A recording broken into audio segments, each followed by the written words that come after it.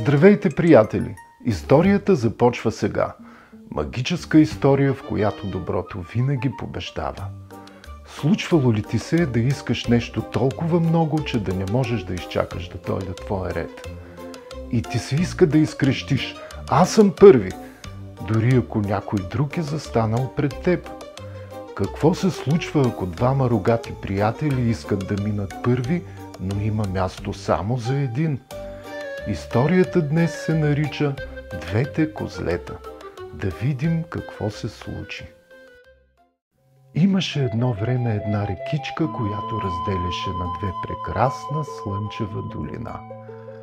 А през рекичката пресичаше тесен дървен мост.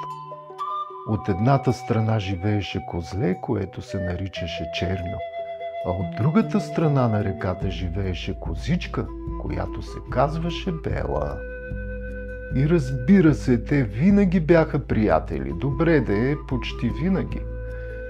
От страната на Бела имаше зелена ливада, в която растяха блестящи и усмихнати маргаритки, по които Бела подскачаше и почти летеше с копитца леки като пера на птица. Тя танцуваше с цветята, вятъра и небето. "Ехей, маргаритките ме карат да магарериткам!" От другата страна Черньо живееше на скалисти склонове. Хрупкав, рохав, хрускав мъх растеше между камъните. Черньо се катереше високо, гризеше мъх и гордо пъчеше гърди. Хрускав мъх като бисквитка. Един ден Черньо премина моста да си поиграе с Бела на ливадата. Те мирисаха маргаритки, търкаляха се в тревата и даже облизаха заедно една маргаритка. "Вкусна е, нали?" попита Бела. "Много е вкусна! Пчих!" кихна Черньо. Листенца от маргаритка се разхвърчаха навсякъде. Бела се разсмя толкова силно, че падна върху цветята. След това те гониха пеперуди, големи пеперуди, малки пеперуди, пърхащи и шарени. "Който стигне последен до моста е заспала овца!" изкрещя Бела и побягна. Черньо след нея. Те бягаха, кикотеха се, заобикаляха препятствия. Бела познаваше ливадата и пристигна първа. "Аз съм по-бърза!" "Не се хвали толкова!" възрази Черньо. И двамата се засмяха на това, което каза другия. "Утре ще играем на моята територия", реши Черньо. Бела кимна и козлетата си казаха довиждане. "Скръц, чук, скръц, страк!" Черньо пресече тесния клатещ се мост и се запъти към вкъщи. Следващата сутрин Бела беше при Черньо. Козичката се катереше като шампион. Те се смяха, бутаха и даже играха смешни скални танци. След това дъвкаха мъх заедно. "Вкусен ли е?" попита Черньо. "Страхотен, по-вкусен от маргаритките", отговори Бела. "Става", поклати глава Черньо. "Който пристигне последен е заспала овца!" извика Черньо и двамата запрепускаха към моста. Този път Черньо се търкулна по камъните като черна топка. Той познаваше територията си и пристигна първи. "Аз съм по-силен и по-смел." "Не всеки път", отговори Бела. И двамата се усмихнаха леко, клатейки глави. Слънцето се скриваше с цветове на злато и портокал. Бела тръгна да се прибира по тесния мост.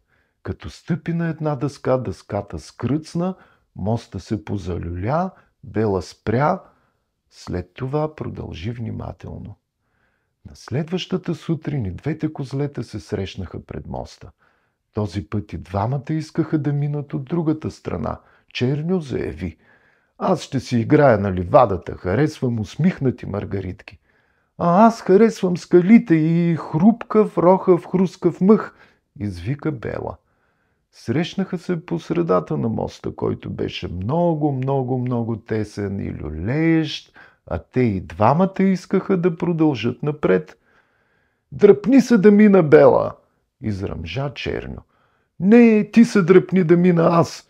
не отстъпи Бела. Черно тропна с копито. Бела наведе глава. Тогава бутай, тропай, мушкай. Мостът изкърца, после изпука, заклати се като люлка. Черньо извика: аз съм по-силен. Бела: аз съм по-бърза. Мостът се залюля наляво, после надясно. След това бум! Козлетата падаха и летяха към реката отдолу. Цоп, тряс, пляс!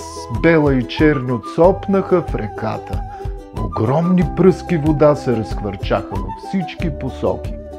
Реката не беше дълбока, но козлетата бяха мокри, тихи и умърлушени.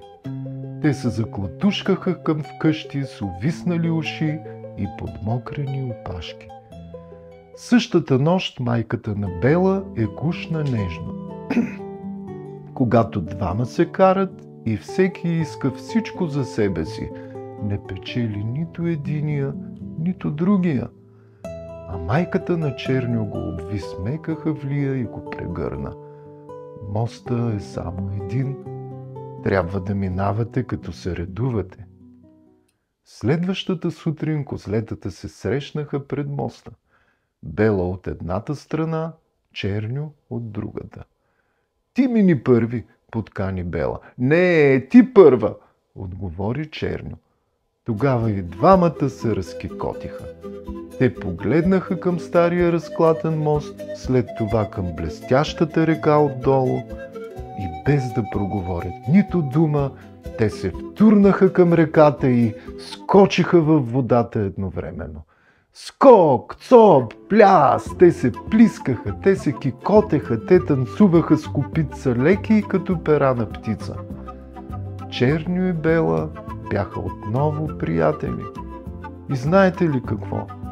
Може би по-добри приятели от преди. И така, скъпи приятели, това беше историята.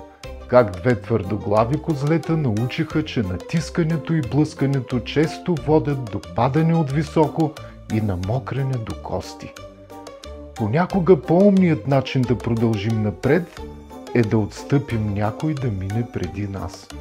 Защото за да бъдем приятели, не трябва да се състезаваме кой да е пръв, а да преминаваме през трудните препятствия заедно. Довиждане! А ти запази магията на приказките. Аз скоро ще се върна с друга история.